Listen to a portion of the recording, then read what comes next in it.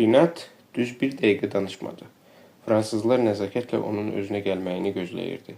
Hətta Dima da başını heyrətlə yırğalayırdı. Belə bir məbləğ ona da ağlasığmaz görünürdü. O, Quruşenko barədə yazdıqlarını yaxşı xatırlayırdı. Ukraynada 90-cı illərin sonlarında ortaya çıxan yeni oliqarxlardan biri idi. Qəzetlər yazırdı ki, Quruşenko hətta Şərqi Avropanın ən zəngin şəxslərindən olan media magnat, nüfuzlu media qurumlarını nəzarətdə saxlayan şəxs Rabinoviçdən və Ukraynanın keçmiş prezidentinin kürəkəni Pinçukdan da varlı imiş. Mən nə etməliyim? Rinat qəfildən soruşdu.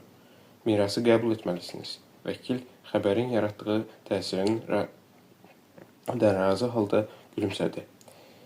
Biz sizi axtarıb tapmaq üçün 3 ay yaxın vaxt sərf etmişik. Heç kimin ağlına gəlməzdi ki, cənab Quruşenkonun belə bir qohumu var. Aydındır. Rinat dönüb sakitcə oturmuş dostuna baxdı. Dima da nə edəcəyini bilmirdi. Hər ikisi özünü əməli başlı itirmişdi. Təbii ki, artıq nahar məsələsi yaddan çıxmışdı. Lakin onlar özlərini necə aparmalı olduqlarını da bilmirdilər. Fransa qanunlarına əsasən siz mirasa görə böyük məbləğdə vergi ödəməli olacaqsınız. Sükutun çox uzandığını görən Leclerc dilləndi. Bundan əlavə biz bütün daşınmaz əmlakı sizin adınıza keçirməliyik.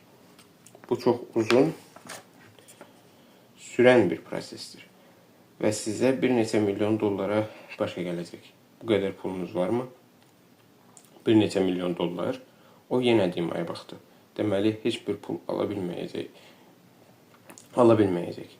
Heç bir mirası da olmayacaq. Mənim pulum yoxdur. Rinat yorğun halda dedi.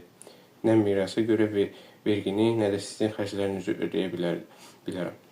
Zənnimcə, siz artıq bilirsiniz ki, mənim milyon dollarım yoxdur. Zərər yoxdur. Plavnik dərhal onu sakitləşdirməyə çalışdı. Biz bilirik ki, siz məşhur jurnalistsiniz və işinizi sevirsiniz. İstəyirsiniz, öz işinizlə yenə də məşğul ola bilərsiniz. Yaxud Fransaya köçərsiniz. Necə istəyirsiniz. Elə də edin. Məsələ belədir ki, sənədlər tərtib olunub rəsmiləşdirilənə qədər miras olaraq sizə çatan mənzillərdə yaşaya bilərsiniz. Mərhumun qohumu kimi buna ixtiyarınız çatır. Bütün sənədlər hazır olduqdan sonra isə həmin mülkiyyətlə nə edəcəyinizi özünüz həll edərsiniz. Aydındır. Rinat başını tərpətdi. Mən ora necə gedə bilərəm? Sizin üçün necə rahatdırsa, təyyarə ilə də olar, xüsusi reis sifariş edə bilərsiniz. Quruşenkonun şəxsi təyyarəsi vardı, lakin satıb. Mənim şəxsi təyyarəm yoxdur. Əsəbləşməyə başlayırdı. Deyəsən bu adamlar onu ələ salır. Monsieur Şəripov, deyə vəkil söhbətə müdaxilə etdi. Ümid edirik ki, bizimlə işləyəcəksiniz. Orus dilində çox pis danışırdı. Familiyası da gülməli idi. Dürümo, yox bir, Dürümo.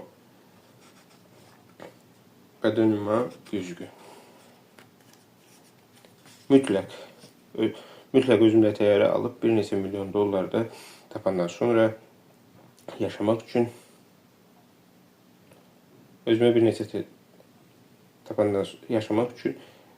necə dediniz, onun villası haradaydı? Antibdə. Bəli, Antibə köçəcəyim. Bura baxın, siz məni nə üçün çağırmısınız? Vəkillər bir-birlərinə baxdılar. Sonra Plavnik təntənə ilə dedi, sizin qayğılarınızı başa düşürük, cənab Şəripov. Biz xərcləri və bizim axtarışlarımızın haqqını ödəmək üçün eləcə də sənədlərin tərtibatına görə pul lazımdır. Bizə. Ona görə də sizin üçün müəyyən məbləğ ayrılacaq. Dayınızın bütün mirası sizin adınıza keçənə qədər həmin pulu xərcləyə bilərsiniz. Təəssüf ki, səhmlərin adınıza keçirilməsi nisbətən daha çox vaxt aparacaq. Çünki söhbət çox böyük məbləğlərdən gedir. Bizi başa düşürsünüzmü? Bəli, mənim üçün ayrılan pul nə qədər olacaq? Rinat əmin idi ki, söhbət bir neçə min dollardan gedir. Onun üçün bu da kifayət qədər böyük məbləğ idi. 30 milyon avro. Başlanğıc üçün sizi təmin edərmi? Plavnik soruşdu. Sual verməyə Renatın cürəti çatmadı. Birdən-birə boğazı qurudu. Ağzını açıb nə isə demək istədi. Ancaq onu bərk öksürək tutdu. Dima onun kürəyindən vurdu. Plavnik isə cəld mineral su şüşəsini açdı. Stəkana su tökərək Renata uzatdı. İçin və sakitləşin. Təşəkkür edirəm. O hələ də öskürürdü. 30 milyon avro. Bu neçə dollar edir? Deyəsən, indi avro dollardan bahadır. Kursu dəqiq xatırlamırdı.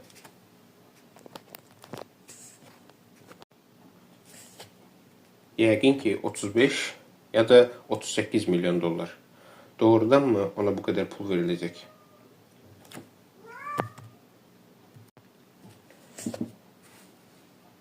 Zəruri sənədləri tərtib etməyimiz üçün bugünkü işlərinizi təxirə sala bilərsiniz. Leclerc soruşdu. Hələ soruşurlardı. Hə, olar. Ağzucu dedi.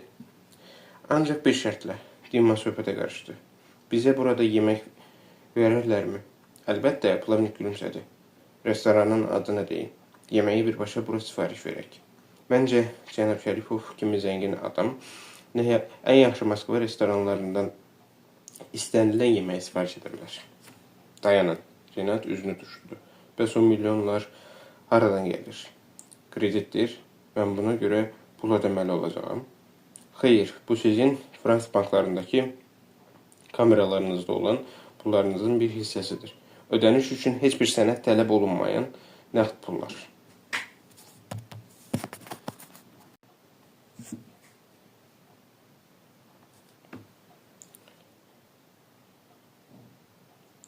Siz onları adi qaydada götürə ya da başqa bir hesaba köçürə bilərsiniz.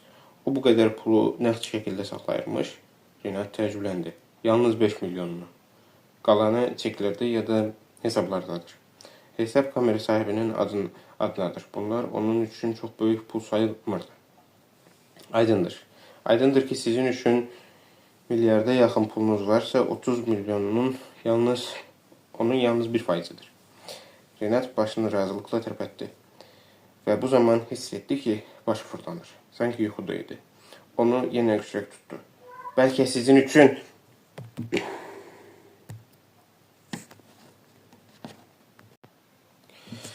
Onu yenə öksürək tutdu. Bəlkə sizin üçün konyak süzüm. Plavnik təklif etdi. Olar, Renat boğuq pısıltı ilə dedi. Mənə də, Dima xahiş etdi. Cənab Sizov, sizin vəkiliniz olacaq. Leclerc dəqiqləşdirmək istədi. Yox, ilahi, mən nə danışıram. O mənim məsləhətçim olacaq. Renat Dima'nın baxışlarını üzərində hiss edərək dedi. Plavnik katibəsinə zəng etdi. Bir dəqiqədən sonra qadın əlində sini içəri girdi. Sinidə bahalı fransız konyakı vardı. Renat indiyədək belə şüşələri yalnız filmlərdə görmüşdü. O bir qədəh içdi. İndiyədək belə konyak içməmişdi. Siz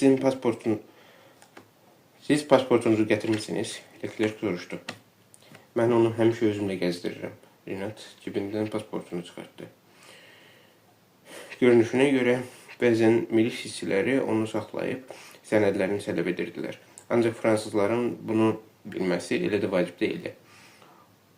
Onun çoxdandır Moskvada qeydiyyatı var. Qeydiyyatı və Rusiya vətəndaşlığı vardı.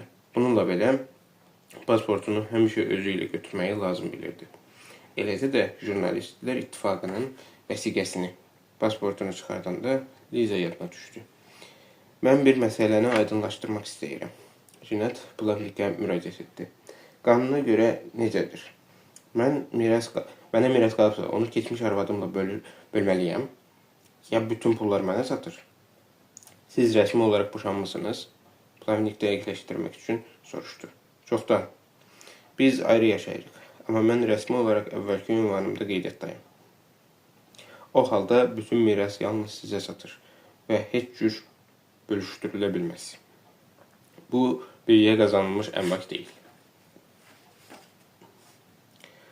Harada qeydiyyatda olmağınızın isə mirasla heç bir əlaqəsi yoxdur.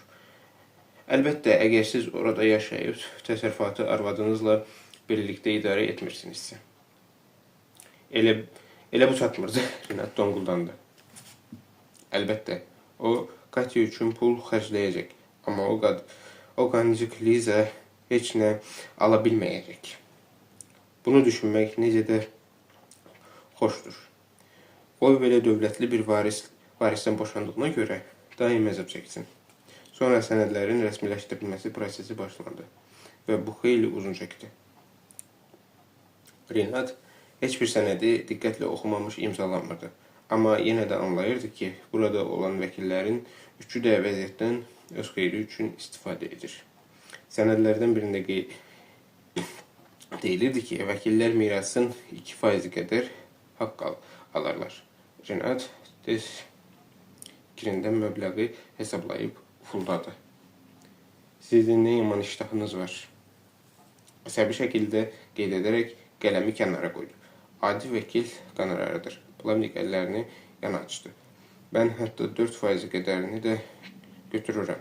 Bəzən isə 5% qədərini.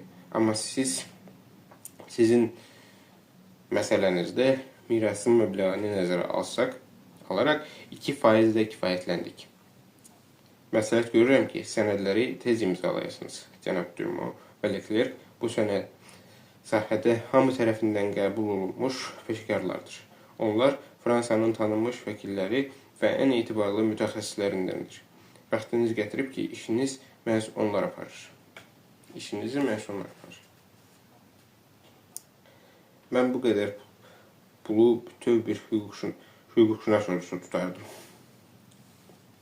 Renat donquldandı. Artıq vəziyyətə uyğunlaşmağa başlayırdı. Əlbəttə tuta bilərsiniz. Amma o vaxta qədər mirasınızdan heç nə qalmaz. Hazırda Kiyevdəki malikanə və Londondakı mənzil satışa qoyulub.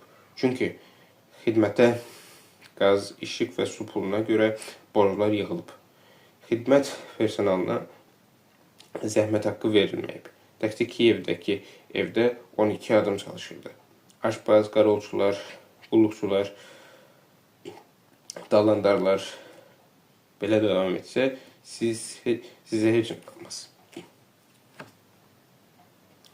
Məncə bundansa 2% ödəmək yaxşıdır.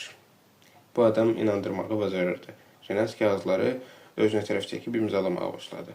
Dima həyəcanla dostuna göz qoyurdu. Özünü saxlaya bilmədi. Renata yaxınlaşıb qulağına pıçıldadı. Bunlar səni xamlayır. O, Renata tərəf əyilib pıçıldadı. Mən hiss edirəm ki, bunlar səni məbləğdə xeyli aldadacaq. Yaxşı olar ki, sən hələ heç nəyə qol çəkməyəsən. Bəs sənin səhər yeməyin? Renat kinayə ilə soruşdu. Yoxsa artıq nahar vaxtıdır. Cibimdə cəmi $300 pul var. Onlar indi mənə çox yox, $1000 versələr, istənilən kağıza qol çəkərəm. Artıq banka adım göndərmişik. İndi sizə $300,000 gətirəcəklər.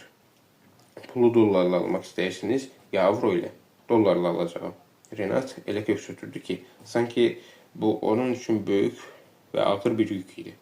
Bəs qalan pulları nə vaxt verəcəklər? Sizə çek kitabçası təqdim edəcək və bankdakı kameradan istifadə hüququ verən bütün sənədləri hazırlayacaq. Leclerc izah etdi. Sabahdan etibarən pullarınızdan istifadə edə bilərsiniz. Bu hələlik sizə verə biləcəyimiz məbləğin hamısıdır.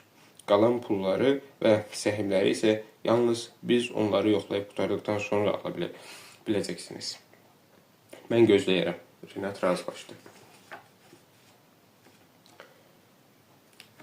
Yeməyi hansısa məşhur restorandan sifariş etdilər. İçində sushi, düyü, sirkə və dəniz məhsullarından hazırlanan Yapon yeməyi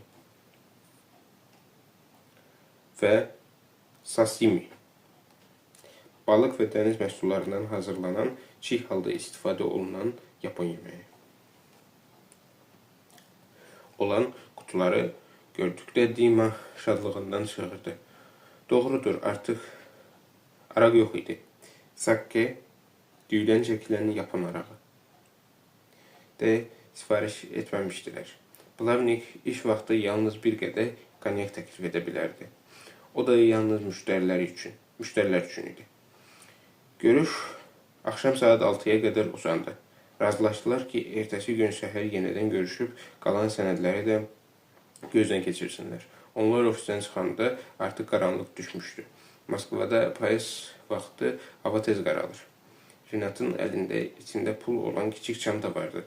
Dima hələ də özünə gələ bilməyən Renatın böyrünə böyürdü, dürtmə vurdu. Axmaq adam arzusuna çatdı. Sən milyoner oldun. Arzu eləmirdim. Renat etiraf etdi. Heç təsəvvürüm də yoxdur ki, mən indi nə etməliyəm. Sabah Moskvadakı mənzilinin açarını sənə verəcəklər. Ora köçə bilərsən. Dima ona xatırlatdı. Ümumiyyətlə, sən indi sadəcə milyoner deyilsən, əsl milyardersən. Təbii ki, potensial milyarder. Təsəvvür edirsənmi? Bu haqda ilkin təəssüratlarını yazsan, nə qədər qonorar alarsan? Mən nə danışıram? Boş şeydir. Hansı qonorar? Sən indi istədiyin qəzetəyi, jurnalı, hətta jurnalisti satın ala bilərsən. Qonorar nəyinə lazımdır? Təkcə kapitalından alacağın faizlər Moskvanın bütün jurnalistlərinin birlikdə qazandığından çox olacaq. Dediklərimi eşidirsən? Eşidirəm. Dimanın balacasına yaxınlaşdılar. Bəlkə elə bu dəqiqə gedib sənə yaxşı bir maşın alaq. Şükan arxasına keçən Dima dostuna təklif etdi. Sonra da səni Lizana baş çəkərik. Qoy paxılıqdan partlasın. Yox, evə gedək. Yorulmuşam, yatmaq istəyirəm. Belədir də, təzə milyoner olmusan, amma artıq dəyişmirsən. Axşam Oksana gəlməlidir. Gəl ona zəng edək. Dima sevincək dedi. Təsəvvür edirsənmi, nə hala düşəcək? Lazım deyil. Özüm ona sonra danışarım.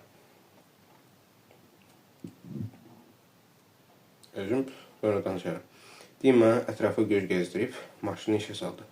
Təsadüfə bax sən. Oksana ilə görüşürsən. Baban da Oksana adlı qadınla görüşürmüş. Bəlkə həmin qadın bunun nənəsi olub? Yox, Oksananın nənəsi Xarkovda yaşayır. Hər halda maraqlıdır. O qadın babamı həmin intendanta görə atıb. Renat qədərlə dedi. Bəlkə baban onu tərk edib. Hamilə vəziyyətdə. Babam haqqında ağzına gələni danışma. Danışmıram, ancaq həyatda hər şey olur. Bir gör necə sürür, az qala toqquşacaqdıq. Renat yanlarından keçən Volqaya tərəf baxmadı da. Öz aləmində idi. Dima çığırbağının yersiz olduğunu başa düşüb daha danışmadı.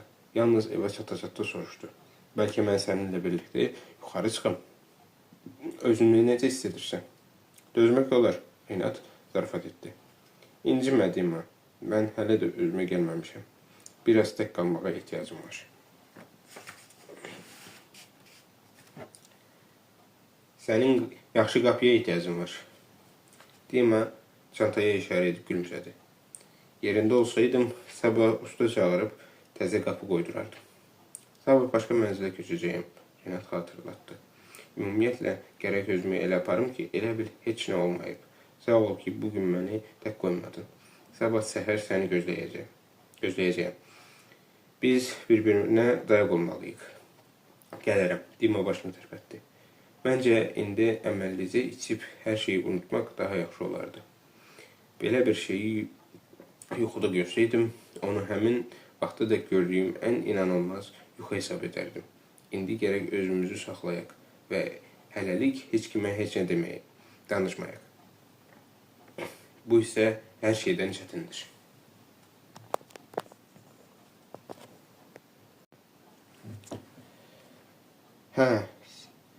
Simic üçün əlbəttə ki çətindir. Renat maşından düşüb qapını çırpdı. Bloka girəndə qeyri-ixtiyari üzünü turşutdu. Necə olub ki, buradan belə pis qoxu gəldiyini əvvəllər hiss etməyib. Pilləkənlə asta-asta yuxarı qalxdı. Pul çantası da əlində idi. Qapını açıb mənzilə girdi. Çantanı asılqanın yanındakı küncə tulladı. Paltarlarını soyuna-soyuna otağa keçdi. Çarpayının üstündə oturub ətrafına nəzər saldı. Küncdə balaca televizor, köhnə mebel, kiçik iş masası, kompüter, printer, həmişəki kimi. Köhnəlmiş pərdələr, bir qədər saralmış çilçıraq, doğrudanmı həyatı birdən-birə mümkün olmayacaq dərəcədə dəyişib və indi o tamamilə başqa bir şəraitdə yaşayacaq. Pulları xatırladı. Qalxıb dəhlizə keçdi. Çantanı götürüb otağa qayıtdı. $100 əskinas dəstələrini səliqəsiz halda çantaya yığmışdı. O, pul dəstələrindən birini çantadan çıxarıb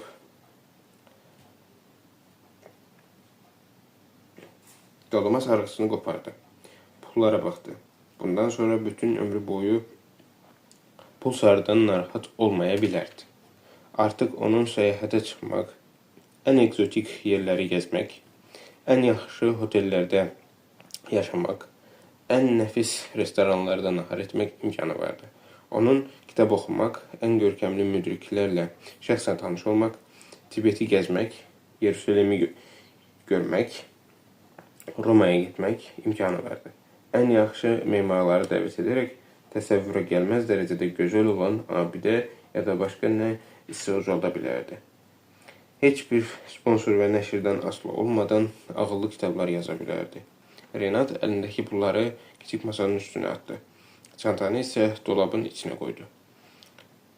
Nə axmaq şeylər barəsində fikirləşirəm, deyə üzünü turşutdu. Əlimə pul keçən kimi onu necə xərcləyəcəyimi düşünürəm. Pulu hər hansı bir işə qoymaq lazımdır. Yeni bir jurnal çıxartmaq, yaxşı jurnalist komandası yığmaq. Dimanı isə baş redaktor qoymaq olar. Amma Dima rəhbərliyi bazarbaz. O, baş məsləhətçi olsa yaxşıdır. Adamlara rəhbərlik etməyi isə başqasına tapşırmaq lazımdır. Renat gülümsədi. Yaxşı ki, Dima onu eşitmirdi. Yoxsa bərk inciyərdi. Qapını zəngi çaldı. Bugün Oksana gəlməli olduğunu xatırladı. Saat 8-ə qalırdı. Deyəsən, gələcək gəlirləri haqqında xəyallarla özünə çox qapılıb. O, yerindən qalxaraq qapını açmağa getdi. Və elə bu vaxt xatırladı ki, şam yeməyi üçün heç nə almayıb. Evdə hətta çörək də yoxdur. Oksana içəriyə girərək adəti üzrə yanaqından öpdü. O, ucaboy qadındı. Renatdan bir qədər hündür idi. Sama rəngli, uzun saçları, düzgün üz cizgiləri, mavi gözləri, azca dik burnu vardı. Onlar ötən il prodüsterin yanında tanış olmuşdular. Və elə o vaxtdan bəri Renatın evində görüşürdülər. Oksana mətbəxə keçdi. Onun yanına çox vaxt işdən çıxıb gəldiyi üçün adətən şam yeməyini burada yeyirdi. Ya da Renatın pulu olanda harasa gedirdilər. Qadın soyuducunun qapısını açdı və narazı şəkildə dedi. Soyuducu boşdur. Sən laf düşkünləşmirsən. Yəni, bugün ümumiyyətlə nəsə almamısan? Heç evdən də çıxmamısan? Hə? Çıxmışam, ancaq heç nə almamışam. Renat təkcə alt paltarında mətbəxə girib məyus halda bildirdi. Axır vaxtlar lap ağlını itirmirsən. Oksana soyuducunun qapısını örtüb deyindi. Xama, iy verib iylənir. Pendir də sapsarıdır. Halbuki ağ olmalıdır. Çörək də yoxdur. Yox, Renat dedi. Bugün işim çox idi. Evə səndən biraz əvvəl gəlmişəm. Oksana qazı yandırıb çaydanı pildənin üstünə qoydu. Sonra mətbəxə göz gəzdirdi. Sənə xidmətçi lazımdır. Gənc qadın. Stulda oturub dedi. Buraları yığışdırıb təmizləməlidir. Yəni, yeməyə heç nəyin yoxdur. Peçeniya. Dolabda Danimarka peçeniyası var. Heç nədənsə yenə yaxşıdır. Oksana peçeniyanı dolabdan çıxarıb özünə çay süzdü. Sən nə vaxtı qədər belə yaşayacaqsan? Qadın Renatı gözdən keçirərək soruşdu. O, Oksananın baxışları altında özünü çılpaq kimi hiss edirdi. Çiynini çəkdi. Bu dəqiqə danışmaq həvəsində deyildi. Qadının nəvazişlərinə, onun bədəninə toxunmağına O kadar ihtiyacı vardı ki. Gedək, Renat xahiş etdi. Darıxmışam. Oksana onun səsindəki xüsusi əhəngi hiss etmədi. Görünür çox ac idi ya da diqqətsizliyinə görə ondan incimişdi. Axı Renat onun gələcəyini bilirdi. Heç olmasa çörək almalı, o gələnə qədər paltarlarını geyinməli idi. Gözlə, Oksana laqeyd halda dedi. Gedək otağa, Renat bir daha xahiş etdi. Sənə o qədər sözüm var ki, yenə yataq. Səsindəki nifrəti duymaq çətin değildi. Artıq bəsdir, nə qədər olar? Sənə elə gəlmir ki, biz bu uğursuz münasibətə son qoymalıyıq? Mən elə bunu sənə demək üçün gəlmişəm. Başa düşürəm, şam etmək və vidalaşmaq üçün. Zarafata salma. Sənin zarafatların məni lap təngə gətirib. Sən çox diqqətsiz və qobudsan. Hərdən mənə elə gəlir ki, sən ümumiyyətlə yanında heç kimi görmək istəmirsən. Heç kim səni maraqlandırmır. Deyəsən, dalaşmağa başlayırıq. Renat kədərlə gülümsədi. Deyinməyi qutar. Səninlə danışmalıyam. Gedək otağa. Heç nə eləməyəcəm. Eləyə də bilməzsən. Oksana çayını içib qutardı. Fincanı yumadan kənara qoydu. Peçenye qabının ağzını örtdü. Onsuz da bugün aybaşıyam. Bağışla. Mənə elə gəlir ki, sən bunu çoxdan başa düşməli idi. Bizim münasibətlərimiz bitib. Gəlmişdim ki, bunu sənə deyim. Bilirsənmi, bugün mənim başıma necə qəribə bir iş gəlib. Renat bildirdi. Mən bugün bilmişəm ki, babamın da Oksana adlı tanışı varmış. Onu sevirmiş. Sonra ayrılıblar. Yəqin baban da elə sənin kimi qadınlarla rəftar etməyi bacarmırmış. Oksana yerindən qalxıb laqeyd şəkildə cavab verdi. Səndə mənim 2 kitabım var. Götürə. Bilərəmmi? Da Vinci kodu. Amerika yazıcısı Dan Brown'un Da Vinci kodu əsəri nəzərdə tutulur. Bir də hansısa başqa bir kitabı almışdın. Oksana onun yanından keçib otağa girdi. Renat dönüb sakitcə onun arxasınca getdi. Kitabların ikisi də rəfdə idi. Oksana onları götürüb üstündə açılmış pul dəstəsi olan kiçik masaya baxdı. Bu qədər pul hardandır? Oksana təəccüblə ona tərəf çevrildi. Almışam. Nə deyəcəyini bilmirdi. Qanararındır. Qadın gülümsədi. Təbrik edirəm. Bu sənin üçün böyük sərvətdir. Daha yaxşı mənzilə köçə bilərsən. Daha yaxşı geyinərsən. Yəqin ki, burada bir neçə min dollar pul var. Sən indi dövlətlisən, amma yenə də zəhlənkarsan. Evdə hətta çörək də yoxdur. Mən elə bilmişdim ki, sənin pulun yoxdur. Sən isə bir dəstə dolların üstündə ac-acına oturmuşsan. Nə böyük axmaqlıqdır. Oksana o son dəfə cəhd etdi. Bəsdir. Oksana özünü ikrahla turşutdu və bir hərəkətlə Renatı bütün sözlərdən daha artıq inandırdı ki, onların münasibəti həqiqətən də bitib. Qadının üzündə kişi ilə danışdığı zaman belə bir ifadə yaranırsa, bu o deməkdir ki, onların münasibəti artıq son həddədir. Öz milyonlarını yaxşı xərcləməyə çalış. Qadın bu sözləri rişxəndlə dedi və ona azadıq toxunaraq dəhlizə çıxdı. Renat onun arxasınca baxdı. Kitabların birində ləkə var. Renat son olaraq qeyd etdi. Amma sən onu əvvəldən belə gətirmişdin. Ümid edirəm, bu birgə həyatımızın son ləkəsidir. Oksana belə bir vaxtda zarafat da edə bilirdi. Salamat qal, Renat. Sən yaxşı olansan, amma həddən artıq maraqsızsan. Çörək almağı unutma, hələlik. Sənə uğurlar. Onun səsində nəsə vardı və bu nəsə qadını çevrilib baxmağa vadar etdi. Sağ ol, Oksana Renatı bir daha süzdü. Qonaqlarını bu görkəmdə qarşılama. Xudahafiz. Qadın mənzildən çıxıb qapını örtdü. Cinat tək qaldı. Otağa qayıdıb masanın üstündəki pullara baxdı. Mənim milyonçu həyatım belə başlandı. Astadan öz-özünə dedi. Çox sevindiricidir. O dönüb vanna otağına getdi. Üzünü qırxmaq, sonra isə yuyunmaq istəyirdi. Elə bil Oksana'dan sonra da onun yanına kimsə gələ bilərdi. Amma həmin gecə onun yanına daha heç kim gəlmədi.